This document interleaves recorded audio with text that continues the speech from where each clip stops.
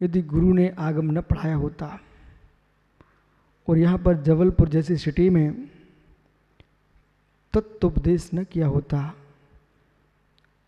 संस्कृत टीका लगाना नहीं आता होता, ये समाज तुम्हारे पीछे नहीं घूम रही है, ये साधना और ज्ञान आराधना के लिए घूम रही है।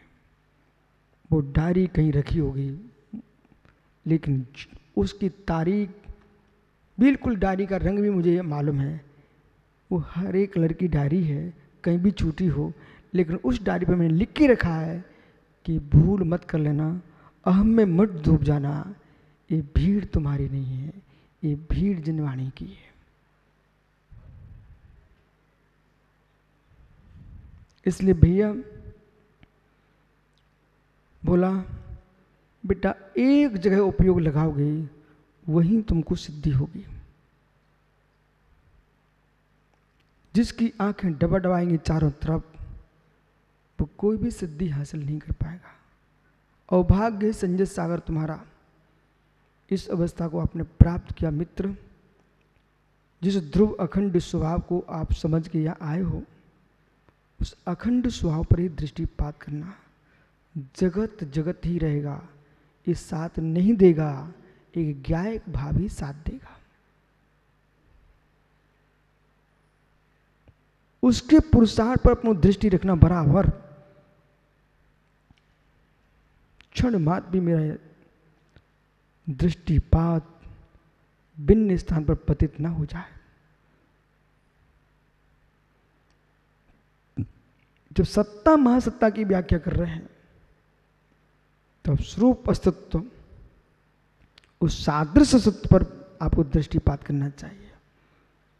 और इसकी गहराई में आपसे बात करेंगे, तब आपको मालूम चलेगा पूरे संसार के मोह डोलने लग जाए, हिलने लग जाए। मोह हिलेंगे, डोलेंगे। कोई वस्तु सीधी ना उखड़े ना, उसको हिलाना चाहिए। सारी विद्याएं तो बता रहा हूं मैं आपको। ऋषभ पंडित साहब, यदि कोई खम्मा गड़ा हुआ है, कोई कील ठुकी हुई है, मित्र सीधी नहीं उखड़ रही है, और सीधी उखाड़ोगे भी कहीं, अचानक उखड़ भी गई तो मुंह में लगेगी। ओहो, श्री आपका मुख ही फूट जाएगा आपके द्वारा। उस कील को दिल्ली, देहली, देहली, दिल्ली का नाम तो इंद्रप्रस्थ है, ये देहली कहां से हो गया? ये देहली, देहली, उसका नाम प्राचीन है इतिहास में इंद्रप्रस्थ। देहली, विशु, दिल्ली देहली कैसे हो गई? जरूरी नहीं है जो जहां रहता उसके बारे में जानकारी हो। हो, ग्रंथों को बेचने वालों को ग्रंथों का ज्ञान नहीं होता। हो, जो ग्रंथों की बिक्री कर रहे हैं ना पंडित जी, ग्रंथों के बीच में बैठे रहते दिन भर, बेचारों को एक अक्षर का ज्ञान नहीं होता ग्रंथों का, मात्र उनको बिक्री से मतलब है। ऐसे दिल्ली में रहने से विशु को ज्ञान, दिल्ली का कोई नियम नहीं है, वो तो रहने के लिए जी रहा था वहां पर, इतिहास जानने के लिए थोड़ी जी रहा था। बेटा उसका इतिहास अब तुम अब की बार खोज के आना। देहली से ही, हिलने से ही देहली बना हुआ है। ओहो, विषय पे आइए। तो कोई वस्तु है, स्थिर है, नहीं उखड़ रही है, उसको हिलाइए, और यूं हिलाने पर उसकी पकड़ कमजोर हो जाती है। पंडित जी, ये रहस्य है। पकड़ कमजोर हो जाती है, उसको हिलाना चाहिए, अपने आप उखड़ जाएगी, अपने आप उखड़ जाएगी। ऐसे मोह की जड़ जो बहुत बहुत मस्त हो चुकी है, वो सीधी नहीं उखड़ रही है, उसको हिलाइए, उसको हिलाइए मेरे मित्र। क्षोभसम चार से, क्षयक चार से मित्र हिलेगी हिलेगी, और मित्र ऐसे दिन आएगा पूर्ण कर्म का क्षय होकर के ऐसी हिलेगी, सारी प्रकृतियां उखड़ जाएंगी, आत्मा मोक्ष चली जाएगी। हिलाइए आप। इसलिए तत्व ज्ञान भी प्राप्त करना है तो अपने आप को हिलाइए। बोले विकल्प मत करो, बस समझो, हिलाइए।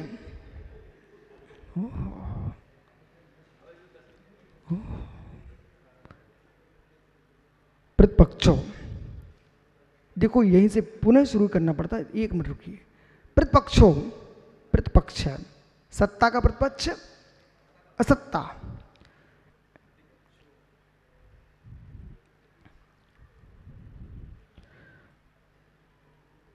और अतिलक्षणतम, त्रिलक्षणता, जो त्रिलक्षण कहा आपने उसका प्रतिपक्ष अतिलक्षण है। अनेकत्व में एकत्व, और आपने अनेक रूप तो कहा था, उसका विपरीत एकत्व है। एक पदार्थ सतम और सर्व पदार्थ सत्या, और सर्व पदार्थ आपने कहा है उसका प्रतिपक्ष एक पदार्थ में स्थित है। और एक रूपत्वम सविस्वरूपम, जो आपने सविस्वरूप कहा है उसका प्रतिपक्ष एक रूप है। एक पर्याय यावत अनंत पर्याय, आपने अनंत पर्याय कहा है उसका प्रतिपक्ष एक पर्याय है। इति, इस प्रकार से समझना। अब आपके लिए कल पर्याय रहित, तो कल आओगे ना,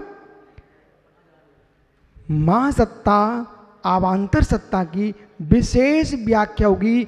इससे भेद विज्ञान तत्व निर्णय कैसे आप करेंगे, ये पूरी व्याख्या होगी। आत्मा स्वभावम परिभाव भिन्नम, आत्मा स्वभावम परिभाव, आत्मा का स्वभाव प्रभाव से अत्यंत भिन्न। महावीर स्वामी की वस्तु तत्व की प्रूपण करते हैं, समझा रहे हैं। ज्ञानियों, वस्तु सत्तात्मक है, भाव आत्मक है, भाव भाववान से शून्य नहीं है। जहाँ भाव है भाववान है, उत्पाद जहाँ है वहाँ वह है, वह जहाँ है वहाँ ध्रुव है, उत्पाद वह ध्रुव से सहित है, वह द्रव्य है। जो कि नित्यत्वभूत है, सत्भूत है द्रव्य दृष्टि से, अनित्यत्वभूत है पर्याय दृष्टि से। जहाँ नित्य है वहाँ पर ही अनित्यत्व है, जहाँ अनित्यत्व है वहाँ पर नित्यत्व है। दोनों में अन्वयता स्थापित किए हैं, वो मित्र ध्रुव है। ध्रुवीय सत जहाँ है वह सत है। त्रात्मक वस्तु उत्पाद ध्रुव्यात्मक है, सत है।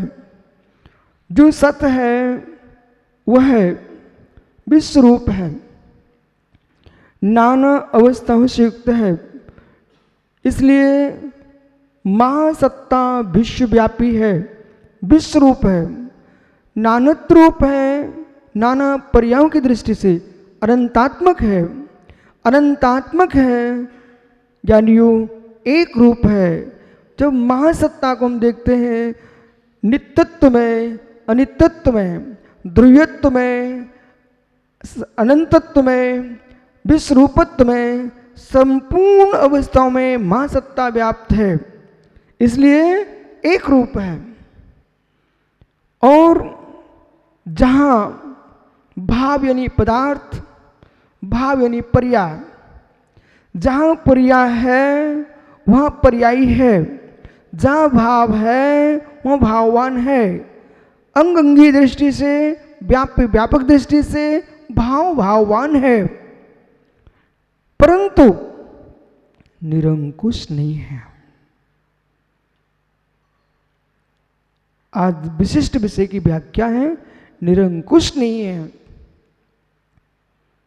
निरंकुश हो जाएगा, नैकांत साधवत दृष्टि का अभाव हो जाएगा। निरंकुश हो जाएगा, वस्तु के वस्तुत्व का अभाव हो जाएगा। निरंकुश नहीं है, हर वस्तु पर अंकुश है। हर वस्तु पर अंकुश है, सब पर भक्खा, बहुत बड़ा अंकुश है, सब पर भक्खा। प्रतिपक्ष यदि नहीं होता है तो राज्य शासन नहीं चल सकता।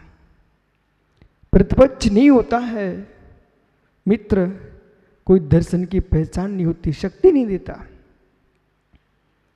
जो प्रतिपक्ष है वो सामने वाले को शक्ति देता है, लेकिन ये जो प्रतिपक्ष है ये शक्ति अभिव्यक्ति देने वाला प्रतिपक्ष नहीं है, ये वस्तु का स्वभावभूत प्रतिपक्ष है। इसलिए जिस जीव ने पदार्थ में सत्ता है, विश्व रूपता है, एक रूपता है, उत्पाद ध्रुवयुक्तता है, अनंत पर्यात्मक है, इस सारी बातों को समझने के बाद भी सब प्रवक्खा पर ध्यान नहीं दिया, उसकी सारी बातें एकांत में प्रवेश कर जाएंगी और एकांत विपरीत एकांत कभी सम्यक नहीं होता।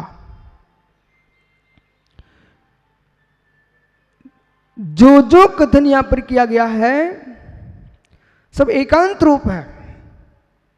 चक्रेश जो जो कथन किया गया है 8वीं गाथा में शब प्रवक्खा शब्द को गौण करके देखेंगे, सत्ता संपूर्ण पदार्थों की वो सत्ता विश्व रूप है, अनंत रूप है, अनंत पर्यायभूत है, भंग उपाद ध्रुवयुक्त है, एक रूप है, ये सारा विषय एकांत रूप है। ये जो कथन है विषय का एकांत रूप है। यदि कोई भी पुरुष इस एकांतात्मक दृष्टि से ही व्याख्या करेगा, मात्र एकांत रूप से दृष्टि से व्याख्या करेगा, परंतु आप एक प्रश्न कर सकते हो, स्वामी नए तो एकांतात्मक ही होता है। बोला समझो,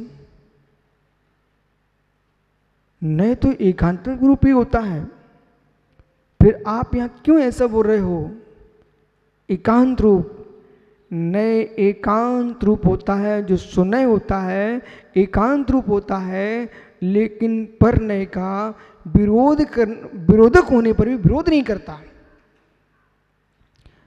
नए एकांतात्मक होता है, नए एक रूप होता है, नए एकारभूत होता है, और एकांत भूत नए एकांत भूत अवस्था जो वस्तु की है वही नए है, अनेकांत भूत व्याख्यान है वही प्रमाण है, सम्यक एकांत ही नए है, सम्यक अनेकांत ही प्रमाण है, और प्रमाण के अंश को ग्रहण करना नए है। लेकिन एकांत को कह करके प्रतिपक्ष को नहीं स्वीकारता है, वह नए मिथ्या है। अनेकांत दृष्टि की व्याख्या करते हुए अनेकांत की व्याख्या अनेक अंत की व्याख्या होने पर भी यदि अनेकांत प्रतिपक्ष को स्वीकार नहीं कर रहा है, अनेकांत अन्वय को ग्रहण नहीं कर रहा है, अन्वय निरपेक्ष अनेकांत जो कह रहा है व्यक्ति वो मात्र वचन का विलास है। जो पुरुष अनेकांत को कहते हुए भी अनेक धर्मों को भिन्न भिन्न वस्तुओं में देख रहा है, अनेक धर्म, उसका अनेकांत नहीं अनेकांताभास है। एक ही वस्तु में अन्वय रूप से अनंत धर्म है, उन अनंत धर्मों को विवक्षा से देख रहा है, वह सम्यक अनेकांत है। अनेक वस्तुओं के समुदाय को भिन्न वस्तुओं में लगा करके अनेकांत की निरूपणा करना ये अज्ञान दिशा है। नहीं समझ में आ रहा? अनेक वस्तुओं को अनेक वस्तुओं को संग्रह करके उसमें अनेकांत खोजना, ये अज्ञानता है, वचन विलास। एक एक वस्तु में ही अनंत धर्मों को अन्वय रूप से देख रहा है, व्यतिरेक रूप से देख रहा है, वो अनेकांत, सम्यक अनेकांत है। इसको समझने की चेष्टा करो। अनेकांत, चक्रेश लोग धीरे से बोल देते हैं, अनेकांत दृष्टि समझ लीजिए। मित्र पहले अनेकांत को तो समझिए। ये आपने शायद पहली बार शब्द सुना हो। आचार्य अकलंक स्वामी ने राजवार्तिक में सम्यक अनेकांत, मिथ्या अनेकांत की व्याख्या की है। अकलंक स्वामी ने राजवार्तिक में सम्यक नय और मिथ्या नय की व्याख्या की है। सम्यक एकांत, मिथ्या एकांत की व्याख्या की है। कहाँ? प्रथम अध्याय में ही की है मित्र, प्रथम अध्याय में की है राजवार्तिक में। इसलिए अब यहां विषय को समझिए। शपड़वक्खा, प्रतिपक्ष का ध्यान होना चाहिए, और प्रतिपक्ष का ध्यान वही कर सकेगा जो विश्व रूपता को जानते हुए भी एक रूपता को जानता है। अब विषय प्रारंभ कर रहा हूं यहां से। यानी चाहे चरणानुयुक्त पद्धति हो, चाहे कर्णानुयुक्त पद्धति हो, चाहे द्रव्यानुयुक्त पद्धति हो, चाहे प्रथमानुयुक्त की पद्धति हो, आलाप पद्धति, चाहे प्रथमानुयुक्त की आलाप पद्धति हो, चाहे कर्णानुयुक्त की आलाप पद्धति हो, चाहे द्रव्यानुयुक्त की आलाप पद्धति हो, यानी सारी पद्धतियां सापेक्ष होती हैं। सावयव ग्रहण करना चाहिए। राकेश पंडित जी, मित्र आलाप पद्धति आप प्रारंभ किए हो, अब यह विषय को समझना। प्रत्येक व्याख्यान सावयव होना चाहिए। प्रत्येक व्याख्यान सावयव होना चाहिए। निरवयव ना वस्तु है ना व्याख्यान है। निरवयव व्याख्यान करोगे आप क्षणिकवादी हो जाओगे। निरवय विनाश स्वीकार करने वाला सुखद दर्शन में प्रवेश हो जाएगा, अरहत दर्शन से आप दूर हो जाएंगे। और जो नय की परिभाषा है, एकांगी नय की परिभाषा नहीं बोलना चाहिए। आगम में नय की अनेक परिभाषा हैं। आलाप पद्धति ग्रंथ में नय की एक बड़ी सुंदर परिभाषा की गई है, तदव्यया नया। तदव्यया नया, उसका अवयव, किसका अवयव? कौन है ऐसा वस्तु जिसका अवयव किया जा रहा है? मित्र, प्रमाण का अवयव न है।